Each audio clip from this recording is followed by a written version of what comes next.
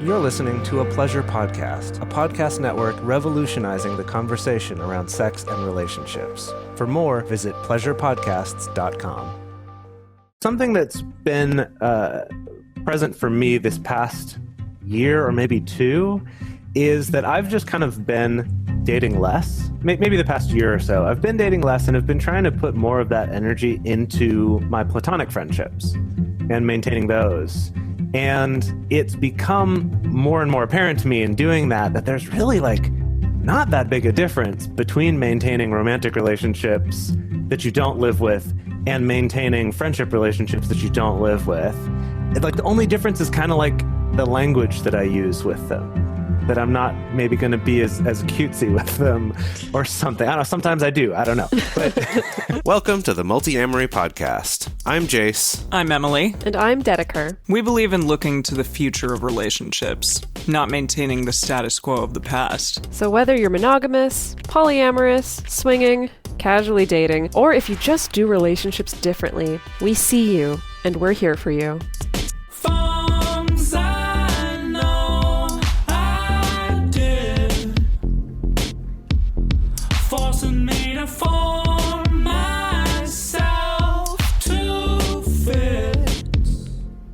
On this episode of the Multiamory podcast, we are joined by the dating advice girl, Erin Tillman, to talk about your dating and relationship health.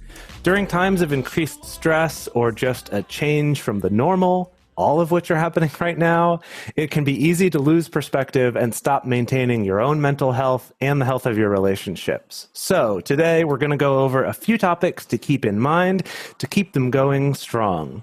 Our guest today is Erin Tillman, an inclusive sex educator, dating and consent empowerment coach, author, speaker, and media personality based in LA.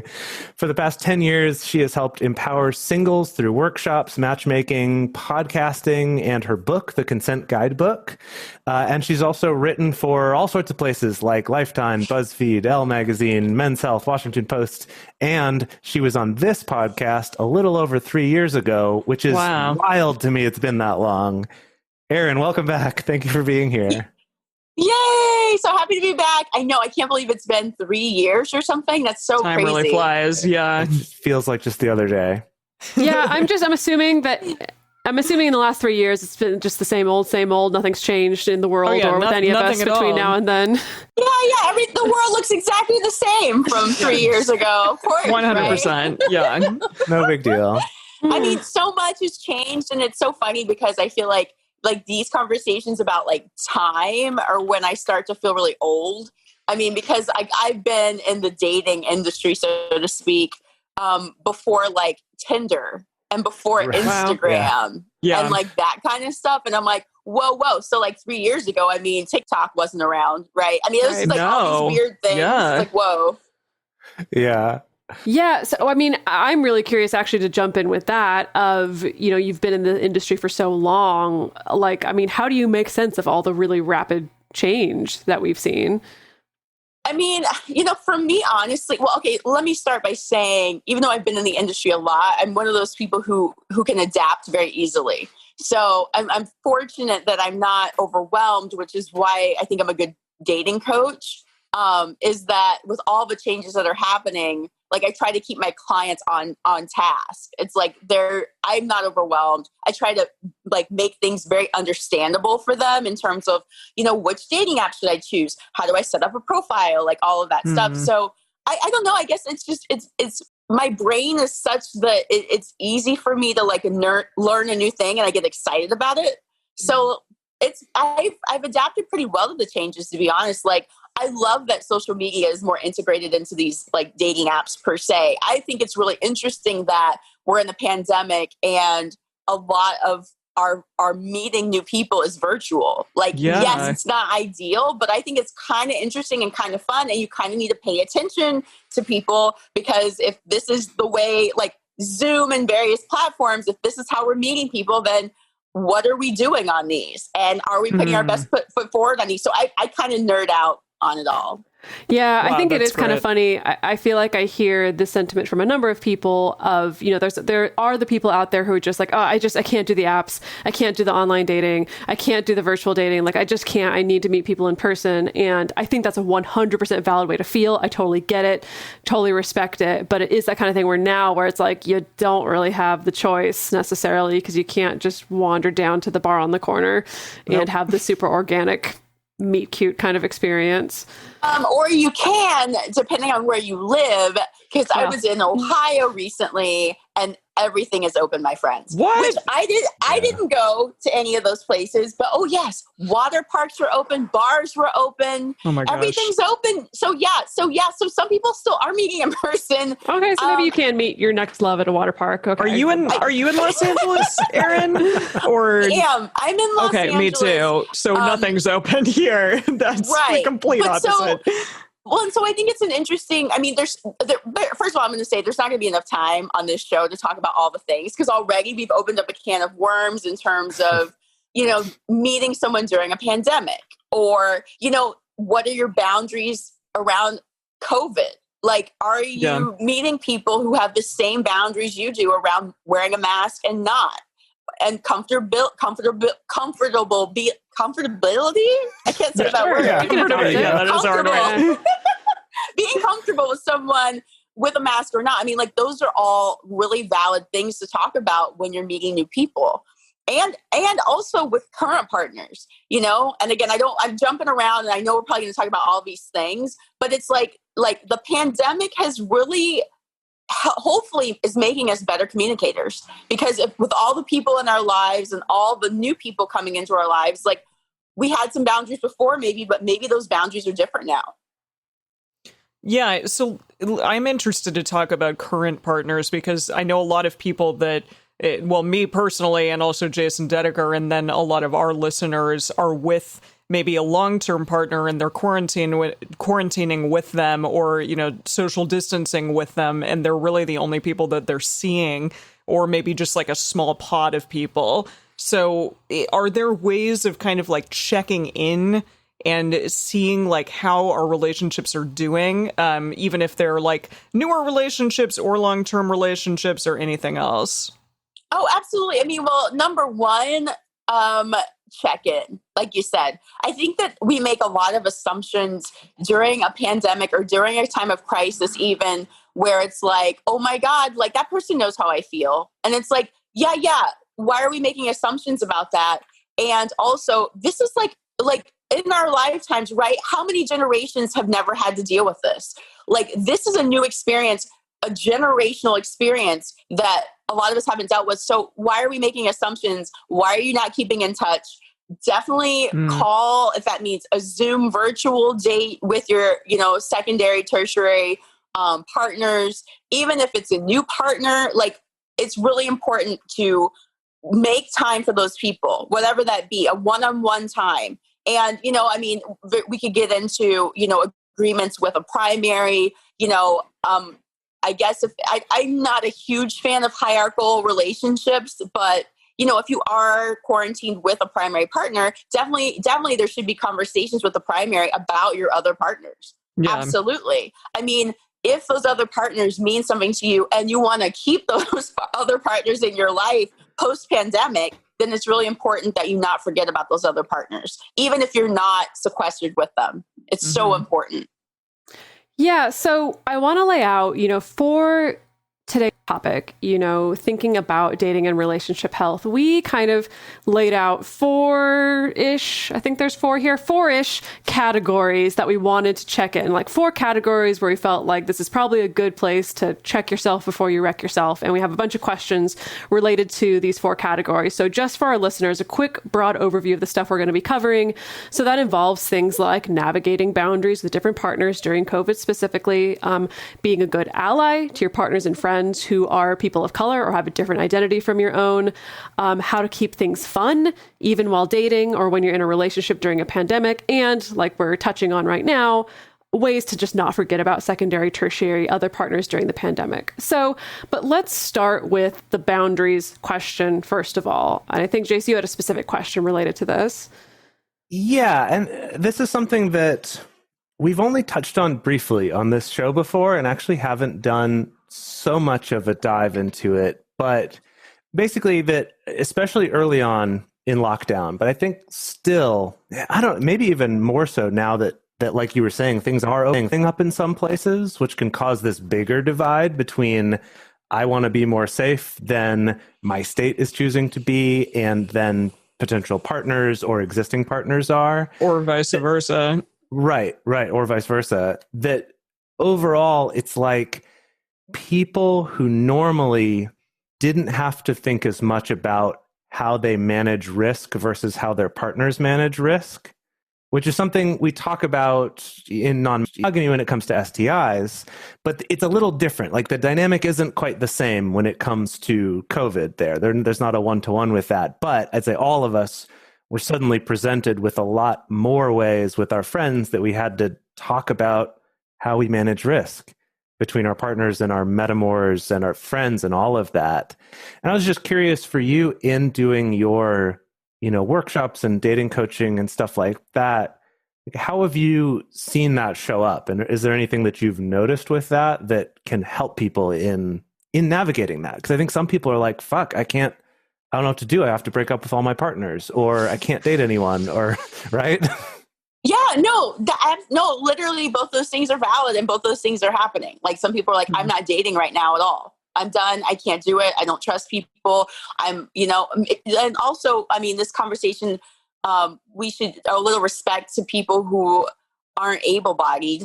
That was kind of awkward the way I said it, but people who are immune compromised. I mean, they don't really have the luxury of choosing. It's like, nope, this is what it is. And so it's very real. And Jace, I would say it's definitely not a one-to-one comparison to the STI conversation, but it's very close. It's very, very close. I mean, it's transmittable from what we know about COVID, if you believe scientists, which I believe scientists.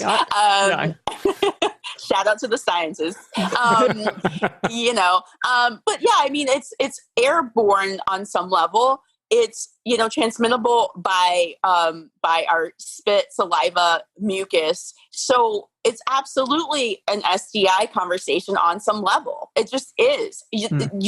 We should be, I don't like to use the word should.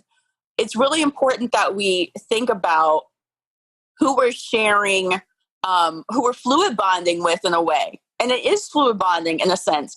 But it's like fluid bonding through the air too. Yeah, it's like aerosol bonding. which is even more intimate and experienced now because of the pandemic, which is weird to say, right? So it's really important that, we're taking some precautions and really being selective about who we're inviting into our spaces, into our homes, who we're intimate with. It's absolutely similar to the STI conversation, in my opinion, in my humble opinion. Now, I mean, everyone can judge for themselves what the best choice is for themselves, but also to your point, Jace, it's like, it's not just us involved. If we are, those of us who are in non-monogamous relationships, it's not just about us. And one of the biggest things that I've seen during this pandemic is the level of selfishness involved. And I don't want to get too negative, but I mean, really, it is a question of, do I want to wear a mask? Do I feel like I want to make sure the people in my life feel safe? Or am I just uncomfortable in this mask? And I'm bored and I want to go out and do stuff. So I'm just going to go do what I want to do. And I'm sure everyone will be fine. It's like that attitude. And it's like, I mean, I Thank you for saying that. It sounded almost word for word like you were having a conversation about condoms as a guy. I was going to say that. It's like that happens all the time. I hear people being like, oh, but like barriers and stuff, it's just awkward. It's awkward. It doesn't feel as good. And I mean, I don't want to, of course, like diminish people's experiences of sometimes barriers are like straight up painful for people or things like that. Like that's fine. But I do think, it's hard to ignore the way these things kind of rhyme together. Oh, no, it's absolutely related. And again, there is a very basic principle here around how are you caring for your partners? Yeah. Like, how are you caring for your partners? Yes, the ideal is this other thing over here, like pre-pandemic, like there's this ideal of how we were before COVID, BC, before COVID, right? And now, like during COVID, it's like, well, what is it now? And are we willing to change how we live, how we act, our philosophy, and the way we do things. Are we willing? If it's for the good and the safety for all of the people in our lives. And that's the question. And you know what? And here's the thing. Even though I do sound a little judgy, I'm going to remove some judgment from that and just say, whatever you choose is fine. As long as all of your partners are informed about what's going on, informed consent, right? As long as everyone is like, okay, well, I know that Erin doesn't really like to wear masks. By the way, I do. I love masks. But like Erin doesn't like to go masks. But you know, Erin doesn't like to wear masks. So she's being very honest about that. So I guess I need to make a decision accordingly. And my decision is not to be around her. Yeah. So yeah, we talk a lot about boundaries on this show, and you were talking a little bit about hierarchy as well, and we have similar feelings regarding hierarchy on this show for sure. But if there is an existing partner and then maybe a newer partner, is there a difference between how you negotiate and navigate boundaries between those two types of relationships, existing partners and boundaries versus the new ones? Well, again, if people are in hierarchical relationships, I think it's really a first conversation with the primary partner. What are your established boundaries? What have you negotiated with each other? That could very much influence how you bring in new people, if you bring in new people, and what those boundaries and standards are for other people. So yeah, I mean, I think it's going to be a very individual thing. Some people, like primary partners, might have agreements where they're like, you know what, as long as that person has a COVID test, STI test, everything's good, I'm cool, go live your best life with them. Some people might be like, listen, it's a pandemic, so they have to quarantine for 14 days before you see them. But as long as they do that, then I'm okay. I mean, so it's really up to, this is like the black belt in communication. Yeah. This pandemic is literally that.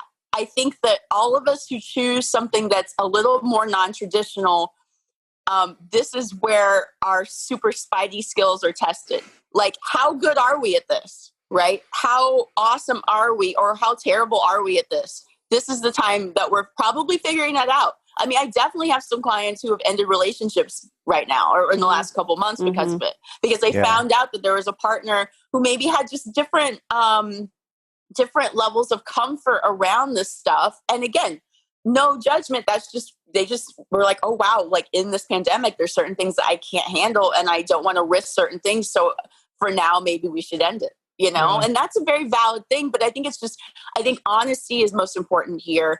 Communication with all parties involved or potential new people you bring in, and checking in, especially checking in. Again, I don't like hierarchy, but checking in with the established partners. If those are people you're quarantined with, if those are people that you're in, committed partnerships with, if those are people that you are, have lifelong, connections to, like, it's really important that you heed what their boundaries are. Absolutely. Yeah. Yeah. I mean, what a wild time. I love that you pointed out the whole black belt thing, because sometimes I am surprised, that I do think that the non-monogamous community, to a certain extent, we really pride ourselves on figuring out really tricky conversations and really uncomfortable conversations. And then sometimes we fall apart when it gets a little too uncomfortable or a little too awkward to figure out. But I have hope. I have hope that, me too. We've been training communicatively for this, and hopefully that means some of us are better set up for this. I don't know.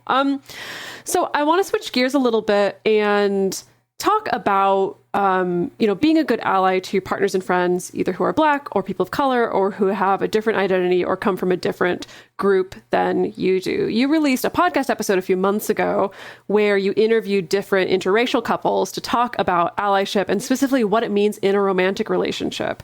This is definitely something that our listeners bring up a lot. I've definitely seen among our listener base, it's not even just about race, but it's about, how do I be in a relationship where there's a big privilege differential between myself and my partner in some way, and even though that's not necessarily black and white, people have a lot of questions of how do I separate kind of the individual from what's going on in a bigger scope. And so I think that when it comes to being an ally in general, there's often what I see as kind of a push-pull between speaking up, standing up for oppressed people, oppressed groups, And then on the other hand, we're also encouraged to avoid the tendency to speak in place of a particular group of people or center your own experience or center your own allyship as, the most important piece of the picture. And so in your interviews and in your work, how do you see this showing up in intimate relationships? Well, it's a huge topic. I feel like it's a huge topic. I'm so happy to hear that some of your listeners have brought some of these things up too. I think that's a sign of the times. It's like, oh wow, like it's not like we all have our own individual experiences, like even on the show, right? And for me, like everything is everything has happened like in the last few months. And so, I grew up, just a little backstory about me. Like I grew up in a very small town, moderate/conservative town in Ohio, where I was the only Black girl in my grade and one of few in my school. And I was like, super well liked and people like, oh, and like, I was like, the Black girl people knew, like the one, they could say, oh, I know one Black person personally, and that's Erin. So it's so because of that, I think, growing up in like the 80s and the 90s, like there was definitely a feeling of wanting to, I don't like the word assimilate, but a feeling, because I grew up there my whole life, so I didn't know any different. It wasn't like I was trying to be like people, but there was this feeling of anytime race stuff came up, or even in like history class when we talked about slavery and stuff, it's like, I don't want to talk about that. Like, why? Because it was like all like eyeballs on me, or like this uncomfortable feeling that I felt and everyone felt. It's like no one really wants to talk about this stuff, even us. Newsflash, like we as Black people, for example, hate talking about this too. We don't want to be talking about this. Like it's effing exhausting. And we kind of just want to live and walk in the world without having to be like, noticed in theory, but that's not the world we live in. That's definitely not the country we live in. And there's a whole lot. So all that to say, when all the Black Lives Matter protesting and stuff happened and Breonna Taylor, oh my God, I'm still like that. I can't even look at pictures of her. It's so effing disgusting. Anyway, but like, because she literally could be me or any of my female family members. So all that to say, it was really a very beautiful thing to see so many protests and so many people who seemed to really care about what was happening. What did start to come out of that later, though, was things that people are calling performative allyship, which I'm still kind of on the fence. Like, I'm definitely somebody who feels like silence is the worst. Like for me, it's like if somebody like I definitely lost some friendships. I definitely were like, oh, I see some people's true colors. I'm like, if somebody literally has nothing to say about anything that's happening right now and I'm in your life or you have other people of color in your life, I just don't know why you're being quiet. And I get the fear around it. I don't want to, I'm trying to condense my thoughts because, again, each of these topics is just so much. Yeah, it could be a whole episode on its own. Yeah, absolutely. But bringing it back to allyship with partnerships, during the height of the protesting this summer, my partner happens to be transmasculine. And we've been dating for almost a couple of years. A shout out, everybody. We met on Tinder, so it's not impossible. No, it's okay. I met my partner Alex on Tinder. I'm just like, yeah, success story. Yes, you can meet a great person anywhere. And I just want to say this real quick too. He's also in Los Angeles, and I think we've been in the same social circles for a while. We just never actually met. So it was just, Tinder was like our little nudge to get us to actually meet. So there you go. But going back, so there's a lot of similarities in some of our experiences between him being trans and me being Black. There's a lot of similar things that we've experienced. I don't like the word oppression, but maybe things that have happened to us that have been unfortunate because of our identities. Back to your question. So for me, it's been an interesting journey he's been an amazing ally, especially in general, but especially over the last few months, because there wasn't anything performative that I noticed about him. Because of his experience with his identity, and it doesn't just you don't have to have a related or congruent identity experience to be an ally. But I think what I noticed in him is that things he would post on social media, things he would say to me, he was really good at holding space and not saying anything sometimes, asking me what I wanted, asking me if I was okay. Like, can I just run some errands for you? Like, I mean, it was a lot of listening involved in his allyship. And I think that's a really big part of things, specifically with the people in our lives who are our partners and our close friends.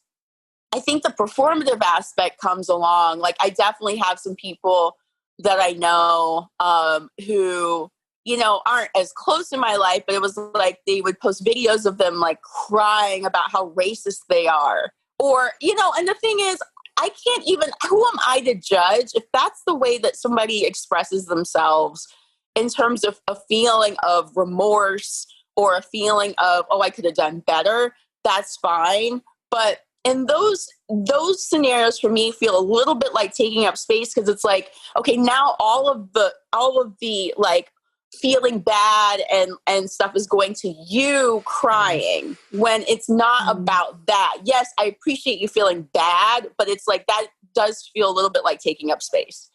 So I guess what I'm trying to say in conclusion is really great allyship.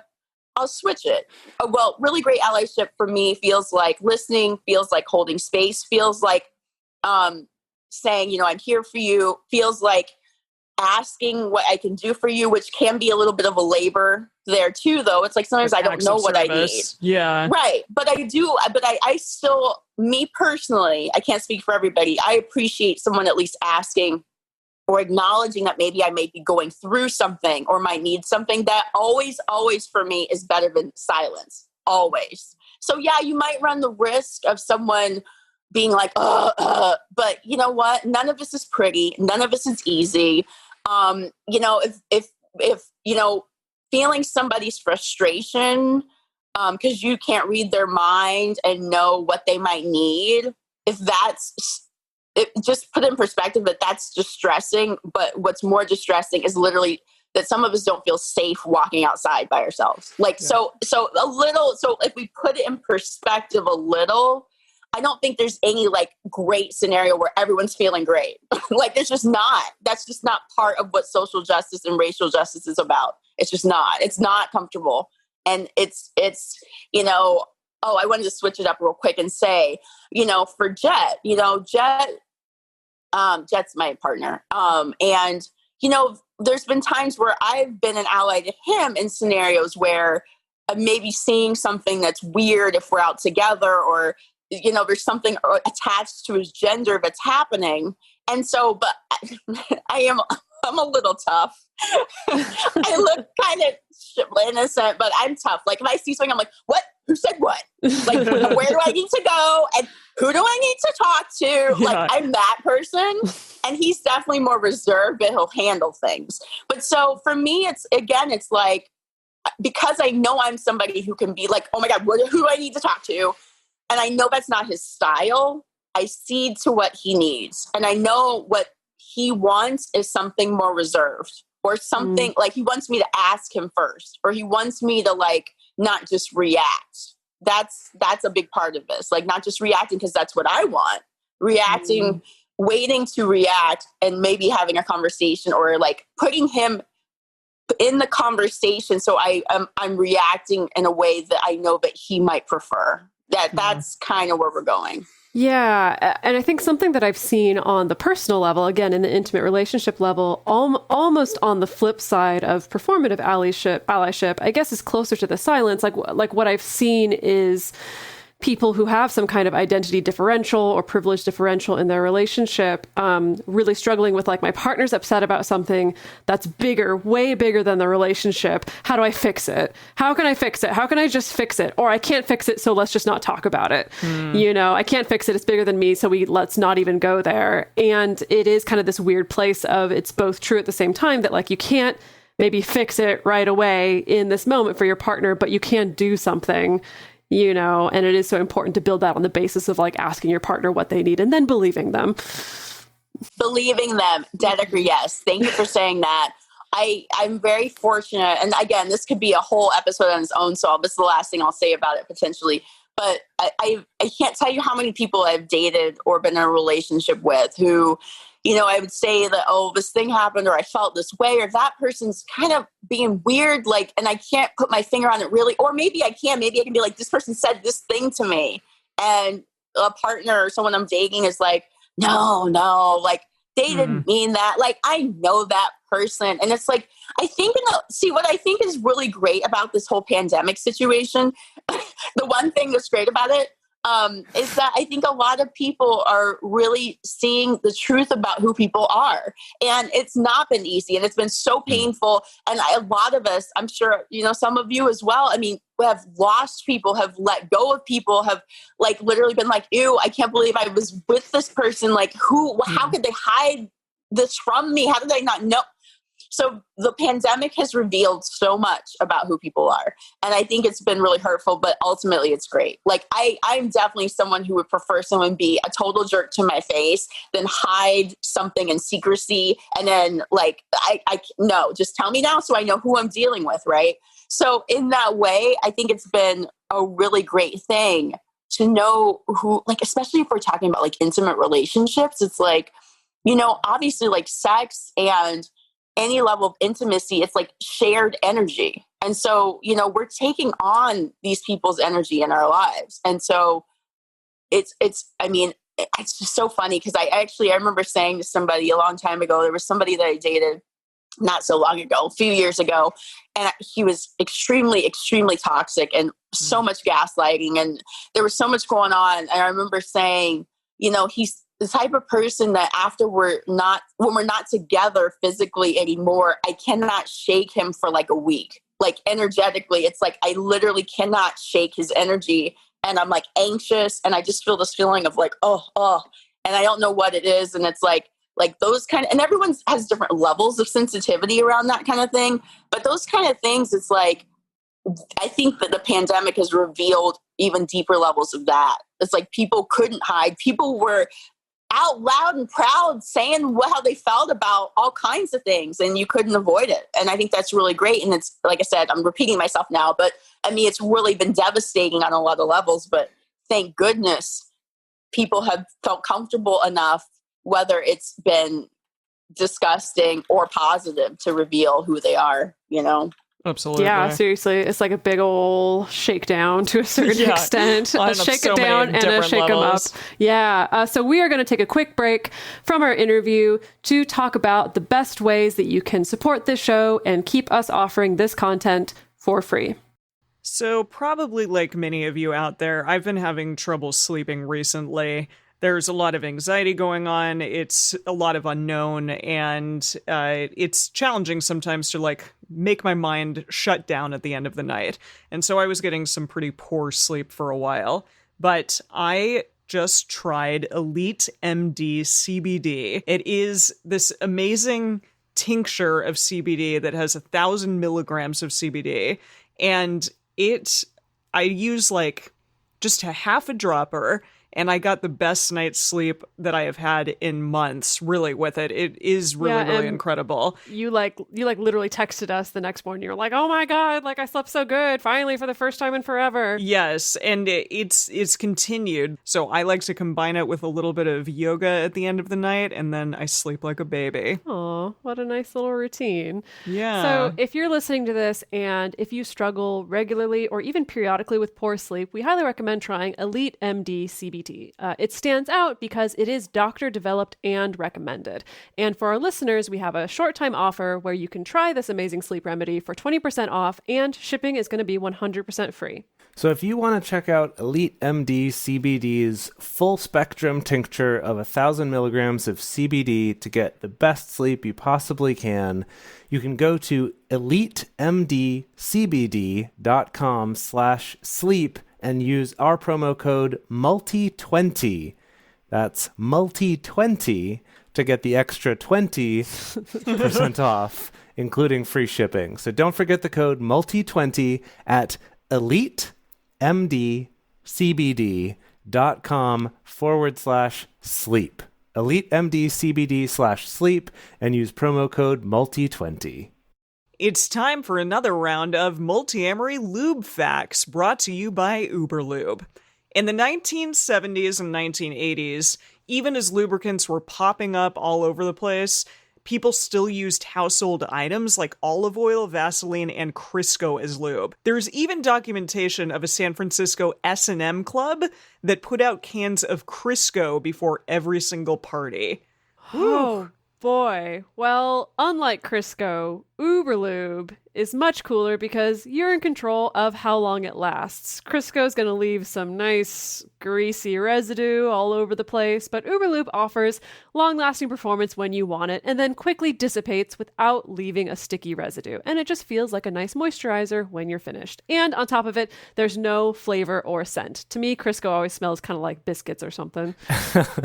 And maybe you want to have sex biscuits. Sex biscuits. But if you want to be able to focus on the sex that you're having without distracting smells and scents and the potential of staining your sheets, we recommend Uberlube. And right now they're offering Multiamory listeners a special offer of 10% off and free shipping when you use our promo code MULTI at uberlube.com. That's 10% off and free shipping. Just use promo code MULTI at uberlube.com. Yeah, so save the Crisco for your baking sheets, for your casserole pans, for your biscuits, and grab a bottle of Uberlube instead. This has been another episode of Multiamory Lube Facts brought to you by Uberlube.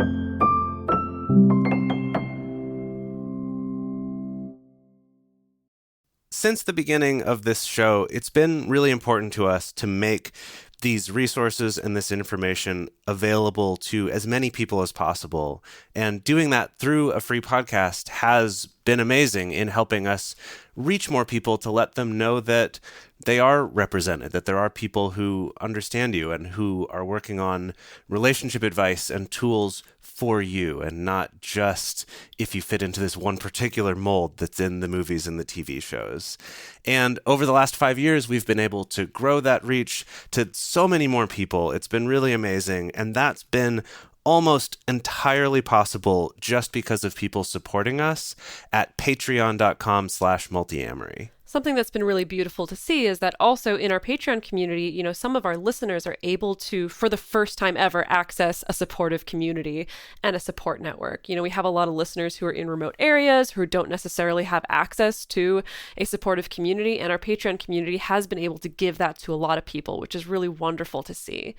And so we really appreciate the people who are in our community who choose to support the show, and we want to give back to the people who are going out of their way to help us keep making this show. So some of the cool things that we offer as a thank you include private Facebook and Discord communities just for our Patreon listeners, having early releases on episodes, getting bonus episodes, and also private video discussion groups. We love getting to give back to our community in that way. So if you do want to join this amazing community of people who help make this show possible, go to patreon.com/multiamory today and become a patron of ours. We'd really appreciate it. So let's switch gears one more time and discuss some fun stuff. So I know personally, the last few days, I've been feeling some anxiety and just like, wow, like this is a bit of monotony. I'm doing, you know, similar or the same thing like over and over again, or going to work, but then coming home and kind of doing the same thing. And in my relationships too, we tend to just kind of like sit on the couch and watch something, and that's about it. And so are there like ways of sort of doing fun things? Like, do you have some like good creative or I don't know, like exciting things that you can do with your partners when maybe you do have to be at the house a lot, or you can only like walk to the park or something like that? Are there some fun like recommendations for people that you've found? Well, so so again, pre-COVID, PC or BC, it was BC. Before COVID. I love that. Yes. Before COVID. I was like the most extroverted person. Definitely. Okay. What's the word? What's the one where you're like introvert and extrovert? What is that word? There's like a word for that. Is there a word? Oh God. Yeah. I'm like every human being on the planet. I don't know. Well, no, like but you're like super charismatic, and I definitely, I feel like we're more extroverted and they're definitely introverted. Those two. Well, and here's the thing. Y'all. Ambiverted? Oh, you found it. Ambiverted? Is that the one? Yeah. Okay. That makes sense. So I'm definitely an ambivert, but definitely socially a huge extrovert. So when the pandemic hit, it was devastating. Like I was devastated. Like literally everything in my life, and actually even work-wise, everything I do involved people or crowds or groups or like, I mean, literally it was like the hardest thing for me to wrap my head around. Now, again, being an ambivert, the introverted side of me could still like thrive living alone and doing things and working on projects and stuff. But it was really, really hard for me to not have that social aspect. So I definitely was a huge fan of the Zoom everything.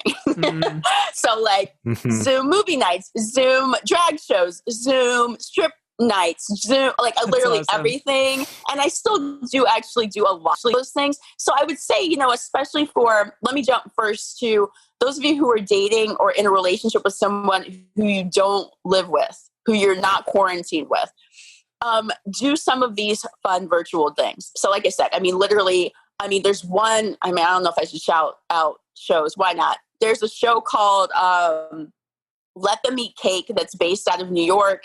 I think it's like every other Thursday. It's free/donation. And they have all kinds of like pole dancers and like aerialists and all these things. It's so much fun. Wow. You could totally be like, hey, partner, let's meet on their Zoom platform and watch this amazing show. I mean, like it's actually, some of these shows are so well done. Sure, it's not like being in person, but it actually is a really great escape. If you're going from, you know, no drag show or no performance art to virtual is the only way to go, it's a great replacement in that context. I also love, I mean, I don't know, I like video games sometimes. So like video game dates are fun. Yes. Yeah, see? Yes. You know, I do like, one of my clients actually is virtually dating, kind of dating somebody in Norway, I believe, one of the Nordic countries. Okay. And they're doing like these virtual like sightseeing in other countries dates. So there's like certain websites and you can go like tour Greece and stuff, and they're doing it. I'm like, that is like, I would do that even if it wasn't a pandemic. Like that sounds like really fun. Wow. Right. So yeah, I think I found recently, what was it? I actually bookmarked this for you and me, Jason, then never did it. Oh. It's yeah, there's a particular Japanese castle that they have a full like 360 virtual reality walkthrough that you can do. Nice. And I don't know, I think that it was the kind of thing that toward the beginning of the pandemic, I was like, whatever, this seems silly. It's not the same thing. I'll just wait till I can go. And now that it's several months, now that it's 8 months in, I'm like, this sounds great. Let's do it. Yeah. It's a long road. It is. And so you got to keep it interesting. And so again, you know, if you're, you know, even if you're not, even if you're quarantined with your partner, something like that virtually could be fun. Because when are we going to travel again? I don't know. Like, I mean, who knows? So might as well do a virtual travel thing with your current partner you're quarantined with, or with other partners you're not quarantined with. The other thing I'd like to say too is if you are quarantined with somebody, or if you are in the same like city geographical location and you do feel comfortable being in the same car with that person, there's a ton of like drive-through things happening too. I love it. Like, again, the most extroverted socially, I love all of those things. I'm actually going to a drive-in play later tonight. Whoa. I'm so excited. Gosh. It's like an immersive play, and I'm not really sure what's going to happen, but I know they're going to come up to our car. It's not Halloween based, it's something else, but they're going to come up to our car and do things around the car. And like, that's so cool. I'm so excited. So you can still have fun. Yes, make this pandemic fun and make your dates fun. Yes, the pandemic is depressing, but it's really important that we find ways to keep it fun and dress up.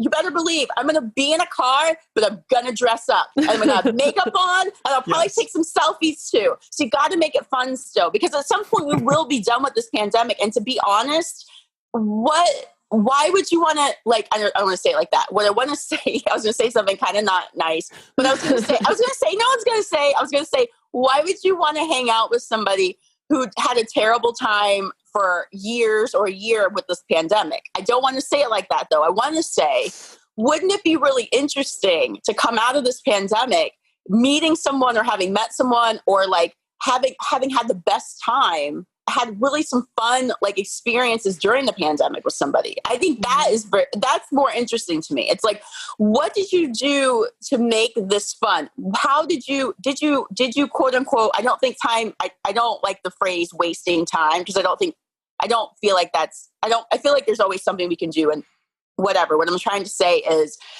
don't waste your time. What can you do to have fun even during this pandemic? There's things you can still do. And so make it fun. Yeah. Absolutely. So just to kind of put a button on that, this has been on my mind because my partner, Alex, recently finally went on a Zoom first date, a couple of weeks ago. And we had a lot of conversation about the experience. And you work with clients through this, and I'm just like, is it possible to really get a good sense of someone over Zoom? Is it possible for it to be fun? I've been really resistant to it because I'm like, I need to smell somebody. And right now I'm not going to be smelling nobody new, and that's fine. But, I just have a lot of questions about that. Like, how are people adapting to that? Yeah, I mean, great question. Here's the thing. I mean, the smell thing is very real. Dedeker, I get it. Like, I mean, my nose is very, very sensitive, like for good smells and bad smells. So I'm definitely with you. Like, it's really important. But again, it's not ideal, but I think that here's the thing for me personally, and for clients of mine over the last few months, Zoom and FaceTime, whatever virtual dating scenario is happening, it makes people work a little harder, or it makes them not work hard at all, which is actually a great way to select or say, select somebody or say, oh yeah, this person is really interesting, or that person like really phoned it in, no pun intended. But like literally it's like, so, think of it as, in theory, you could think of it as a precursor to when you actually do get to meet them in person and smell all the pheromones and all the things. It's like a precursor to that. So it's like step one. You don't have to risk, getting COVID. You don't have to drive anywhere. You don't have to look for parking. You don't have to do all of these things. You can meet virtually. And then if that goes well, then, there's so many things that could happen in the future. But the virtual date, actually, I mean, like, if I think about all of the first dates where I drove like an hour away, or I got dressed up and like all this stuff, and then I went and it was terrible, and I felt that felt like a waste of time to me. So going on a virtual date for like 20 minutes and being like, oh, guess what? I gotta go. Even if it's terrible, it's like, 20 minutes. I still could wear my like pajama pants and it's totally fine. But no, I mean, so like hopefully, if there are people that you're meeting virtually, there's one or two or a couple that you'll meet that you'll be like, oh my God, I can't wait to like meet this person in person at some point. But it's not like a bunch of legwork out there in the field, like risking COVID. Yeah, that makes sense. Out in the field. Out in the field. Your car or wherever you are. Doing field work. Amazing. Yeah, I mean, this actually is a good example. I normally never do this because my thing during the pandemic has been like, when I'm going to get up and go to my computer to work, I'm going to dress up all the way down, right? All the way to the bottom half, because it helps me feel like I'm in work mode and not in lounging on the couch mode. And then after work, I get to change back and it helps me, right? I'm big on that. However, the last few days, I've been feeling kind of sick with like a sinus thing. And so today I did, just for this call, put on this shirt, but I'm wearing my pajamas on. It's very rare. So very rare for Jace to do. Rare to be a pajama boy. Yeah. Very rare for me. I love it. No, I'm doing the same, Jace. I'm with you. I'm like, okay, I'll put some makeup on. I'll put on a cute shirt, and then I'm totally wearing sweatpants. That's Nobody knows exactly. We're just seeing the top. Oh man. Okay. So I wanted to pivot this topic then a little bit because something that's been present for me this past year or maybe two is that I've just kind of been dating less. Maybe the past year or so. I've been dating less and have been trying to put more of that energy into my platonic friendships and maintaining those. And it's become more and more apparent to me in doing that there's really like not that big a difference between maintaining romantic relationships that you don't live with and maintaining friendship relationships that you don't live with. Like the only difference is kind of like the language that I use with them. that I'm not maybe going to be as cutesy with them or something. I don't know. Sometimes I do. I don't know. But and I feel like during the pandemic, I often feel like I'm dropping the ball on those. And what's been interesting is that then when I'll reach out, like to my good friend, I just sent him a text the other day being like, hey, I'm so sorry. It's like every week runs into the next. I haven't been in touch at all. How are you doing? How's your kid doing? That kind of stuff. And his response to me, well, first he called me up and he was like, hey, yeah, like me and my wife just woke up this morning and we were like, oh, it's raining outside. And also like Jace is a dick because he never calls. He sucks.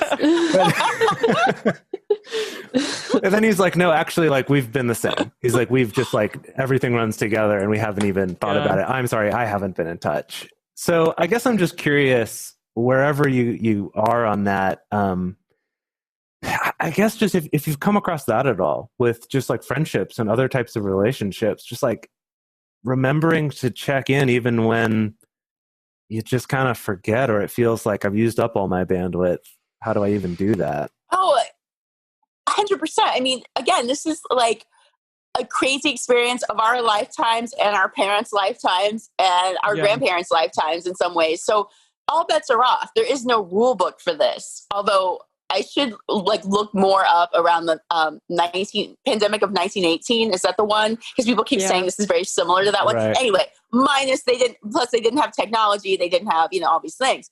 But all that to say, no, it's absolutely quote unquote normal. Like, sadly, it's normal in this absurd abnormal that we're in. Like everyone I know is dealing with something. Like literally, I don't know anybody other than maybe I don't know him personally, but Jeff Bezos. He's like one of the few who I think is really thriving right now. He's doing all right. Yeah, I think he's doing just fine. Right. Like there's definitely some winners of this pandemic for sure. But no, I mean, I think it's a very real thing too. I mean, I think if you care about your friends, and partners, that you're going to feel bad that you haven't been more in touch. But there's only so many hours of the day. And, our own mental health is a part of this. Like, what are we as individuals doing to even just get through the day? And every day is so different. Like, I literally don't know what day it is every day. Like, especially, my mom had spinal surgery and I was, helping her for about 2 months in Ohio. And I mean, I literally being in and out of hospitals, it's like Vegas. It's like a less fun version of Vegas. It's like, what day is it? What time is it? Much less fun version of Vegas. I was going to say only marginally less fun than Vegas because I don't find Vegas have fun. Goodness. I love Vegas. Oh, well, I did love Vegas, but not going there now. But anyway, okay. Yeah. But all that to say, it's like time is so subjective right now, time and space. And so, I mean, I've definitely been in a similar scenario where certain close friends of mine, I'm like, oh my God, I'll call them tomorrow. Oh my God, I'll call them tomorrow. And then it's like 2 months have gone by. Like a couple of my friends have had babies. And it's like, oh man, like I was dealing with my mom's stuff and then other stuff. And it's like, you do feel bad. But what I'm trying to say is that we're all of us, except for some of the people in the 1%. And even them, to be fair, even some of them probably are dealing with a lot of stuff emotionally. There's nobody who hasn't had to adjust over the last few months. And so I think we just need to take it easy on ourselves. And honestly, I'll say this too. I think that in this time, if there are people in our lives who are pissed at us because we haven't been like calling all the time and that kind of stuff, like maybe that friendship is in a different phase. Maybe we need to adjust that friendship or that relationship a little bit. Having said that, because I do like to check myself when I need to sometimes. Even as I'm saying that, I definitely had some moments during the Black Lives Matter protests where there were some close friends who I didn't hear from, and it was very upsetting to me. And it's not logical. It was definitely an emotional reaction, but it was like I can't believe like all of these things. I mean, you guys remember it was like literally every day there was like something going on, and it was I can't believe like, and we're talking about close friends. So in that way, but the thing is, once I actually connected with those people, it was okay. It's more of the silence, like indefinite silence, the indefinite silence of like not knowing, not hearing from someone, not knowing how they feel about something. That is hard. But once you actually do reconnect and you have the conversation, hopefully things are okay. But I do feel like we need to give a little respect to the fact that we're dealing with something that is absolutely insane. I mean, seriously, right? But again, this goes back to the whole partner conversation, of close friends and partners, to your point, Jace. Because also, I would say too, I actually do have some clients who have said that they're not going to date right now. It's just too overwhelming for them.